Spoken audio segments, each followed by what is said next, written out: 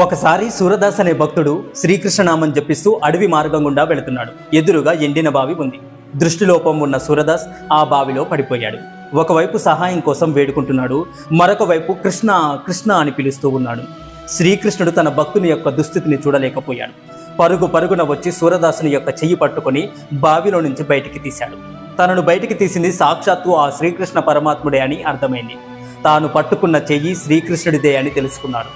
శ్రీకృష్ణుడి యొక్క చేతిని గట్టిగా పట్టుకున్నాడు సూరదాస్. నాయనా భక్త, నా చెయ్యి వదలవయ్యా అన్నాడు శ్రీకృష్ణుడు. చాలా కష్టపడి నా పట్టులోకి వచ్చావు శ్రీకృష్ణ, నిన్ను ఇలా వదిలేస్తే ఎలా కన్నయ్య అన్నాడు సూరదాస్. శ్రీకృష్ణుడు చిన్న చిరునవ్వు నవ్వి విడిపించుకొని పారిపోయాడు. అప్పుడు సూరదాస్ ఏమన్నాడో తెలుసా? ఓ శ్రీకృష్ణ, నీవు చెయ్యి విడిపించుకొని పారిపోవచ్చు ఓ మాధవ, కానీ నా హృదయంలో నీవు బందీవి. నా హృదయం నుండి నీవు ఎలా వెళ్ళిపోతావు కన్నయ్య అన్నాడు. మిత్రులారా, మన హృదయాలను శ్రీకృష్ణుడికి నివాసంగా మార్చుకుందాం. శ్రీకృష్ణుడి యందు ప్రేమ చేత మన హృదయం యొక్క పవిత్రతను కాపాడుకుందాం. తద్వారా శ్రీకృష్ణుడు మనలోనే ఉంటూ మనల్ని అనుక్షణం కాపాడుతూనే ఉంటాడు. మనం ఎక్కడ ఉన్నా ఎల్లప్పుడూ శ్రీకృష్ణ నామస్మరణం మనసులో చేసుకోవాలి.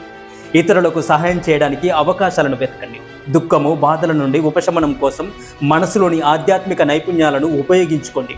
మన సహజ సంపదైన ఆధ్యాత్మిక అభ్యాసాన్ని వదిలివేయడం కానీ, నిర్లక్ష్యం చేయడం కానీ, వాయిదా వేయడం కానీ చేయవద్దు. అన్నింటికీ మించి ఆ శ్రీకృష్ణ పరమాత్ముడు అన్ని సమయాలలో అంతటా మనతోనే ఉన్నాడనే నమ్మకాన్ని కలిగి ఉండండి. హింసకు, చెడు అలవాట్లకు చాలా దూరంగా ఉండండి.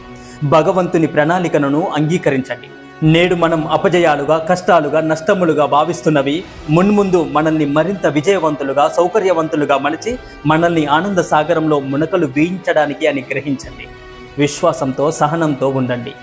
హరే కృష్ణ. మీకు ఈ వీడియో నచ్చితే హరే కృష్ణ అని కామెంట్ చేయండి.